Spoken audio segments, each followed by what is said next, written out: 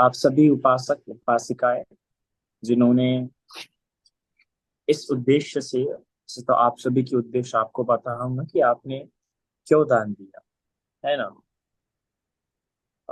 मुझे नहीं पता कि आप सभी के क्या उद्देश्य थे, पर जिस प्रकार से उस चीज में लिखा हुआ था, मतलब जो ब्राउचर जो पास हुआ उसमें लिखा हुआ था कि बंटे जी के जो रहने की ट्रैवलिंग की जो व्यवस्था होंगी उसमें उसके लिए हम सभी ने ये दिया। तो कहीं ना कहीं हमारे मन में यह इच्छा रही होंगी कि बंटे भी मुंबई जा रहे हैं तो मुंबई के अलग अलग जगहों पे अलग अलग कहीं ना कहीं लोगों को धर्म सुनने मिलेगा। तो यह आकांक्षा थी कि चलो बाबा लोगों को अच्छे से धर्म सुनने के लिए मिल जाएगा और वह धर्म सुनेंगे और शायद से वो भी इस बुद्ध शासन के सही अर्थों को समझ पाएंगे। क्योंकि आज भारत में मूल रूप से जो महत्वपूर्ण समस्या यह है कि समाज एक नहीं हो रहा वगैरह वगैरह, तो ठीक है ये द्वितीय स्थान पर थी, एक सामाजिकता में एकता लाने के लिए या समाज को फिर से जोड़ने के लिए एक स्थान रखती है बात है।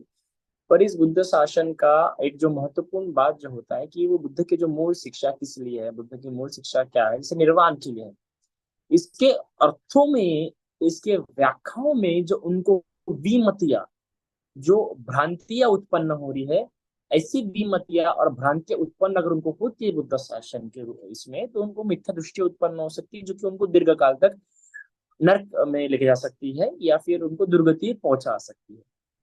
तो कहीं ना कहीं आप सभी का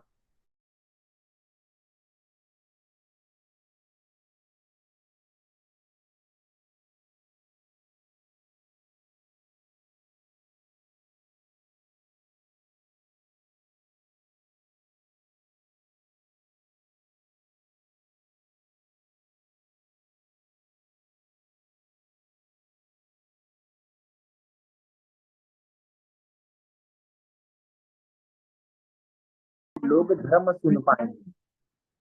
महत्वपूर्ण जो उद्देश्य था कि मेरे गांव के लोग धर्म सुनना चाहिए, मेरे गांव के लोगों को ये बुद्ध वाणी सुनने के लिए मिलना चाहिए, और उसी उद्देश्य से उसने इतना बड़ा विहार खड़ा किया।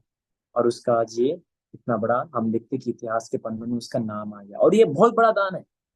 ये धम्मदान है एक तरह का, पूरी तरीके से नहीं कह सकते। धम्मदान जो भिक्षु धर्म बताता है उसे ही बता सकते हैं।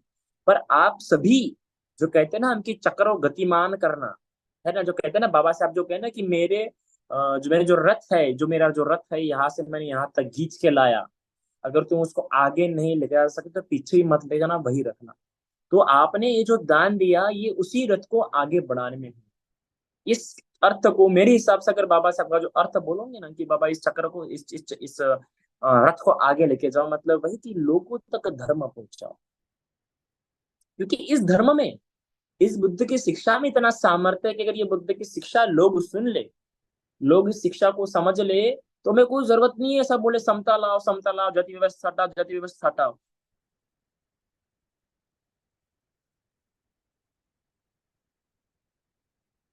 तो हमें ऐसा बोलने की जरूरत नहीं है कि समता लाओ, जाति व्यवस्था हटाओ वगैरह वगैरह। आज आज देखिए जैसे कि आज कई सारे कार्यकर्ता, आज कई सारे राजनीतिक दल वगैरह वगैरह जाति व्यवस्था को हटाने के लिए या फिर समता लाने के लिए ऐसी बड़ी बड़ी बातें कर रही हैं, मानवता वगैरह लाने के लिए।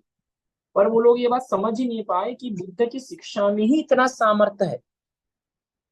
क्योंकि वो शिक्षा अभी नई नहीं है भारत के लिए, लोग ये बात नहीं समझ पाए। ये शिक्षा कोई नई नहीं है भारत के लिए जो हमें वो इतना सोचना पड़ेगा। बाबा साहब ने जो बात देखी थी कि बाबा साहब ने जो बात देखी कि अतीत में भी जब जब बुद्धिज्म उगम हुआ है, तब तब जाति व्यवस्था ये सारी जो बातें हैं वो सारी नष्ट हो गई। तो हमें क्या फैलाना है? जब हम कहते हैं कि हमें बुद्ध धर्म का प्रचार प्रसार करना है, तो इसका मतलब ये नहीं कि हमें जाके लोगों के घर में बुद्ध की मूर्ति बिठानी है। हमें लोगों को समझाना है कि बुद्ध ने क्या सिखाया, है ना। और सिखाना मतलब क्या है? ऐसे पकड़ पड़ के फोर्स नहीं करना कि आप उपनिषद का पालन करो, आप समाधि करो, आप विपश्यना लगाओ, है ना, या आप दान धर्म करो। ये नहीं है, है ना। हमारा कहने का मतलब क्या है? हमारा कहने का मतलब है एक बार सुन तो लो बुद्धिज्म में क्या है, किसी को आओ और देख लो। आपको अच्छा लगा तो ठीक है, नहीं अच्छा तो कोई बात नहीं, आपका टेस्ट बगा, आपकी चॉइस। तो हमारा जो ये जो प्रयास रहा मुंबई प्रांत में, ये वही प्रयास था। और ये प्रयास आप सभी लोगों के मेहनत के कारण हुआ है, आप सभी लोगों के योगदान के कारण हुआ है। क्योंकि एक हमारे बंधु जी बहुत प्यारा कहते हैं कि बौद्ध धर्म ही राज धर्म है ना। और मुंबई में जिस तरीके से हमने जो प्रचार प्रसार किया, हमने उसी बात को पूरा पूरा ध्यान में रखने का प्रयास है कि राज धर्म है, राज तरीके से ही लोगों तक क्या जाना चाहिए, प्रसार प्रसार होना चाहिए। और आपके इस दान से, क्योंकि आप सभी को पता होगा, हम जो वापस है, जो जहाँ पे हम अजिंक्य जी के फ्लैट में रहते थे बांद्रा में, तो वापस हम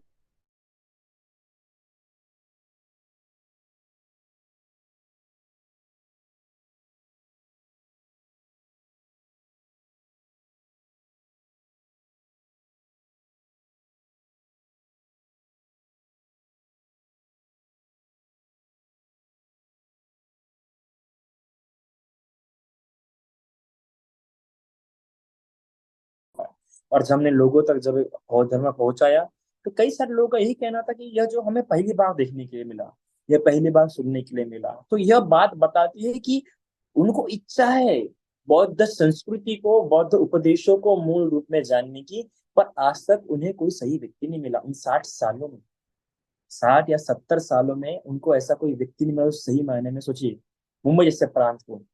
तभी तो बाकी लोग ऐसा बोले ना। तो आपके इस योगदान से, आपके इस दान से, आपके इस पुण्य से उन लोगों तक ये बात पहुंच पाई, उन लोगों तक ये बात पहुंच पाई। तो आप सभी लोगों ने का ये जो पुण्य है, इस महापुण्य से आप भी यह संकल्प कीजिए कि मैंने, क्योंकि भी पुण्य हो चुका है, पुण्य कर्म करने के बाद अभी पुण्य हो चुका है, इसलिए आप और से मांग सकते हैं कि मैंने ये जो पुण्य कर्म किया है, इस पुण्य कर्म के प्रताप से मुझे भी इसी तरीके से, मैं किसी भी प्रांत में क्यों ना रहूं, किसी भी जगह पे क्यों ना रहूं, बौद्ध धर्म मुझे मिल जाए, बुद्ध की शिक्षा मुझे अपने आप मिल जाए। बुद्ध की शिक्षा में, जैसे कि बुद्ध खुद चलते के कई लोग, बुद्ध खुद चल के कई लोगों के पास गए, वैसे भी कि आपने ऐसा तरीके का पुण्य कर्म किया, क्योंकि आपने भी इस तरह का पुण्य कर्म किया, आपने भी ऐसा ही पुण्य किया कि जिस तरीके से लोगों के घर तक, लोगों के पास, क्योंकि हम कहाँ थाने में रहने वाले, कहाँ नागपुर में रहने वाले, तो आप लोगों ने ऐसा पुण्य कर्म किया कि लोगों के कानों तक, लोगों के घरों तक धर्म पहुंचा है।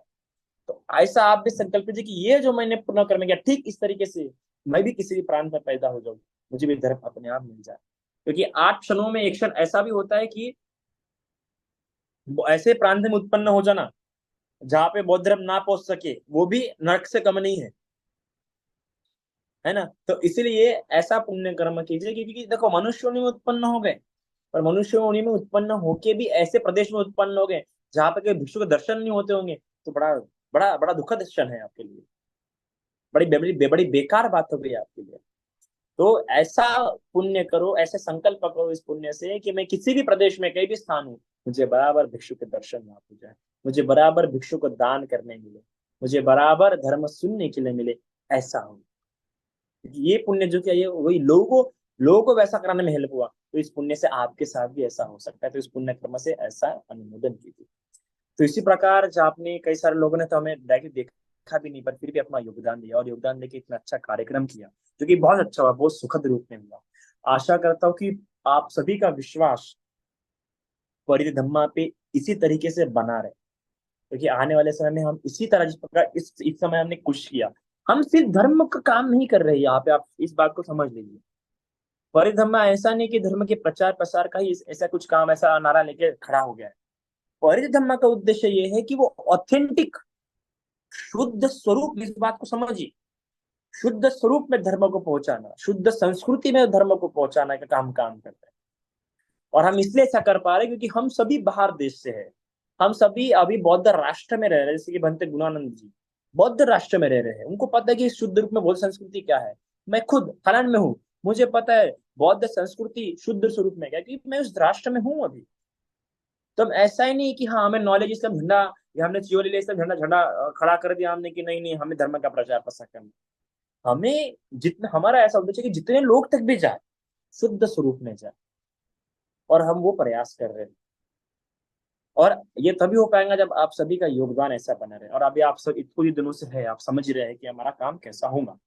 आने वाले समय में भी हमारे ऐसे उद्देश्य रहेंगे, हमारे से कोई ऐसे ऐसे कोई व्यर्थ वाले कार्य नहीं रहेंगे, जैसे कि आज कई सारे संस्थाओं द्वारा हो रहे हैं, व्यर्थपूर्ण कार्य हो रहे हैं, व्यर्थ जगह पे पैसा डाल रहे हैं, है ना, जो नहीं करना चाहिए वो काम करते हैं, जिससे बुद्ध शासन को क्या मिले, बढ़ोतरी मिले। देखिए ये काम अलग होता है, समाज कल्याण, समाज हित एक अलग कार्य होता है, और ऐसा कार्य अलग होता है जिससे बुद्ध शासन को उन्नति मिले, जिससे बुद्ध शासन स्ट्रांग हो, जिससे बुद्ध शासन मजबूत हो। ये दोनों बातें मैं नहीं कर रहा कि वो बात गलत है, ये बात सही है, पर मैं ये कर रहा हूँ कि दोनों बातें अलग है।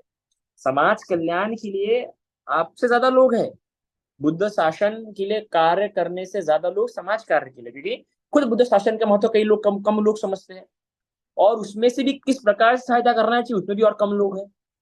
तो आप सोचिए कितने कम लोग ऐसा काम कर रहे होंगे कि बुद्ध शासन आगे बढ़े। जैसे जो जो भी बुद्ध शासन के महत्व को समझता हो, उनका प्रथम उद्देश्य होना चाहिए कि कैसे हम बुद्ध शासन को बढ़ा सके। क्योंकि बाबा साहब की मुझे एक पंक्ति बहुत ज्यादा पसंद है। बाबा साहब ने कहा था कि अगर मुझे और मेरे राष्ट्र, इन दोनों में से अगर किसी को चूज करना पड़ेगा तो मैं राष्ट्र को चूज करूंगा। पर अगर मुझे मुझे और मेरे जाति सॉरी अगर मुझे मेरे राष्ट्र और मेरे समाज, इन दोनों में से किसी को चूज करना पड़ेगा तो मैं मेरे समाज को चूज करूंगा। सोचो, उन्होंने राष्ट्र को नहीं कहा समाज को। उसी प्रकार आप सभी को अगर किसी को चूज करना होगा तो ये चूज करना चाहिए कि हम इस बुद्ध शासन को उठा कैसे सकते हैं, इसको इस पिलर और स्ट्रॉन्ग कैसे कर सकते हैं। और हम परिधम में उसी उसी तरीके से सोचने की कोशिश करते हैं। सिर्फ कार्य करना है या सिर्फ काम करना है इसलिए नहीं कि चलो भाई उठा के काम कर दिया। हमारा ये उद्देश्य है कि इस बुद्ध शासन को कैसे स्ट्रॉन्ग कर सके, उसी उद्देश्य को रह के हम काम करते हैं। और इस प्रकार यह काम हुआ, काफी अच्छा काम हुआ, काफी अच्छे पॉजिटिव रिस्पॉन्स रहे, कई सारे विहार हुए। इवन वहां पे जो अच्छे से कई सारे विहार स्टैब्लिश थे, जो अच्छे कंस्ट्रक्ट थे, उन खुद विहारों का रिस्पॉन्स था कि बनते आगे भी अगर आपके प्रोग्राम लेते हैं तो प्लीज हमें याद कीजिए, हमारा पूरा पूरा योगदान रहेगा पूरी तरीके से। तो हम ये इस बात से हमें पता चलता है कि वहां के लोग किस प्रकार से प्रभावित हुए, अपने बुद्ध शासन के महत्व को समझे। इवन हमने ऐसे कैसे ट्रेडिशनल रूप में लिया, पूजाओं के रूप में लिया, ऐसे कई सारे इसमें लिया, फिर भी उन्हें अंधश्रद्धा प्रकट नहीं हुई। किसी कैसा प्रश्न नहीं है कि अंधश्रद्धा है, उन्हें लगा कि हाँ ये सही मायने में ऐसा ही होना चाहिए। वरना कई मुझे ऐसा लगा था मुंबई में, मुझे ऐसा विरोध मिलेगा कि ये क्या आप अंधश्रद्धा पढ़ा रहे हैं, ये क्या कर्मकांड करा रहे हैं, ऐसा मुझे लगा था। पर ऐसा नहीं हुआ। तो इससे पता चलता है कि हम एक सही तरीके से काम कर रहे हैं। और आने वाले सालों के लिए भी हमने बहुत कुछ, हमारी प्लानिंग चल रही है कैसे इस शासन को और भिक्खु संघ को स्ट्रांग कर सके। अगर आप सभी का विश्वास और आप सभी का योगदान बना रहेगा तो अवश्य इस दिशा में कार्य हो सकेगा। और अगले साल के लिए हमने बहुत अच्छी प्लानिंग करके रखी है, बस wait and watch. Okay, so I hope आप सभी समझ गए होंगे। साधु साधु।